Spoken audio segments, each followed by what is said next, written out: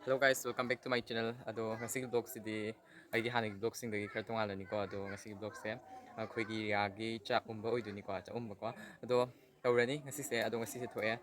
Gi vlog se ai namjage tawbani kapani yam chawna budi tawba nate ko piktak na chamtak na tawbani himinar si me makata. Hi to. Hi to ne. Hi to wala aduna loyer ba. Chalo chalo. Khazai nang khazai je.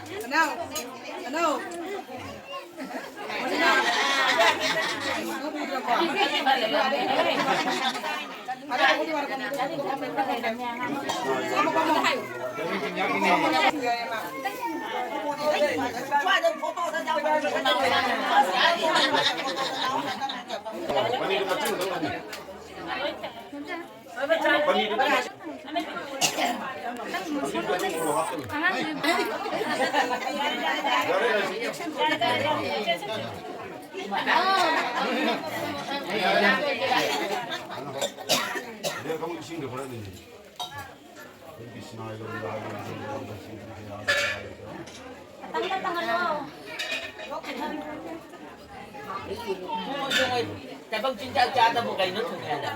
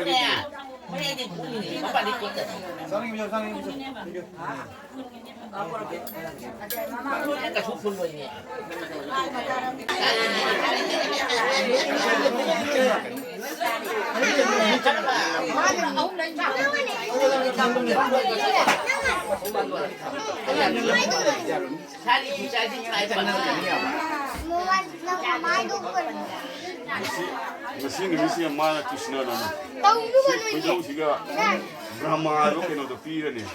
Nanti ni mahi tak lagi ni. Mesti di makan ni. Mesti di pira ni mesti. Senang. Kan lagi nonton. Lingi. Oh ni le na.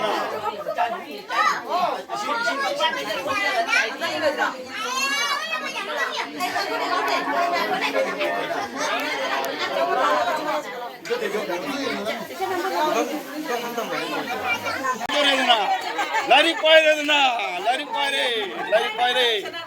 Sangal kuasi paire. Pairo, lari pairo. Razer.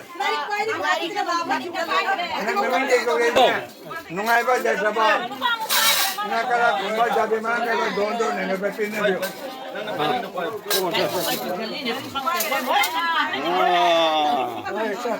Nada lari pain he.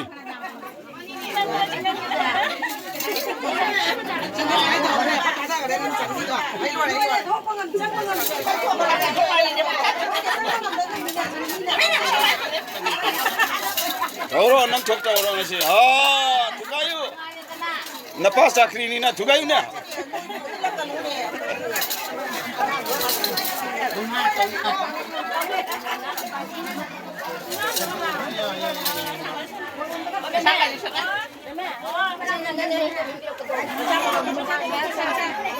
Thadu ni.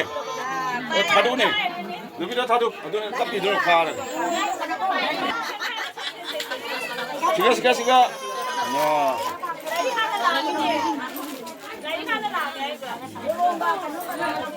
पैसा cycle ni. अरे पैसा पहले थम जा रहे लोग कहीं को पहले कोलूम से पहले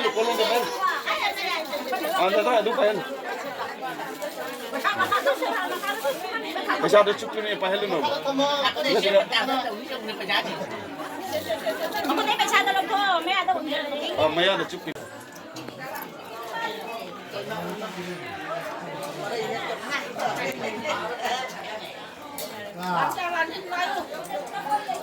đau quá đi cả này mày vào sáng đi cái tiền không biết đâu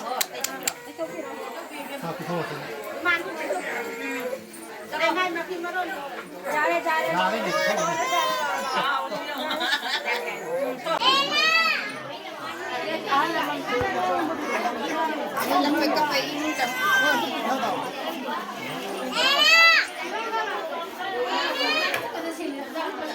Hai đầu sẽ đây mà.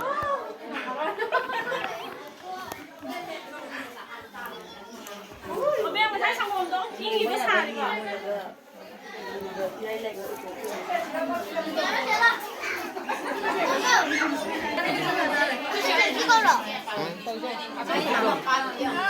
Sẽ nói yêu cái hai mà người nói yêu rồi sẽ.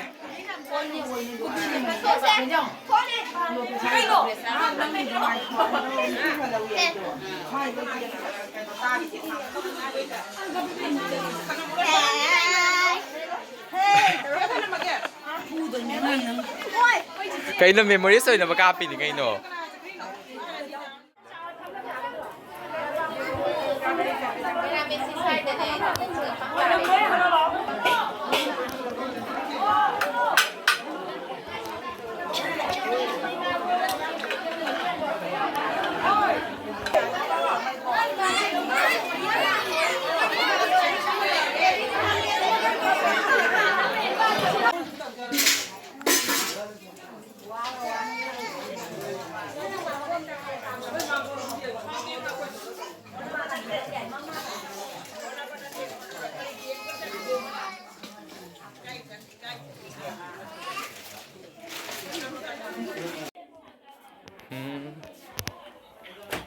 Sida tummi khoiria chadon se thilambayo amno sima tummi se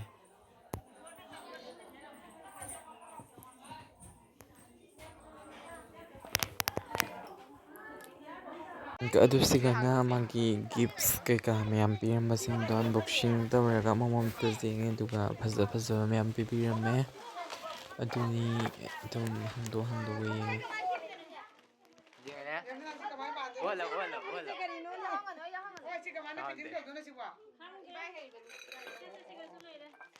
Con ngakta. Con ngakta mai se.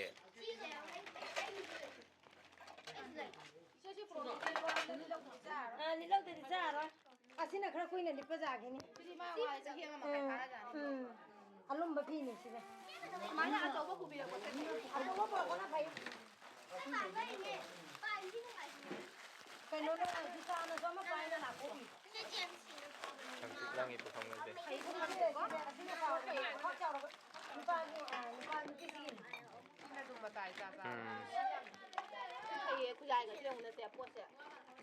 Labuk ta mga hang photo shoot to bai kum thare mayam tiga photo mayam kap na re dogra ka thoi ne do videos ai ngasigi wenati sumaini tum tentak na kape ko to yam nushi biduna igi channel se like share subscribe to biramo waswa kre nung sunu hai kre family mayam sumai nga muktang da pun basiko do mayam nushi biduna like share subscribe to biramo ngasigi wenati bye bye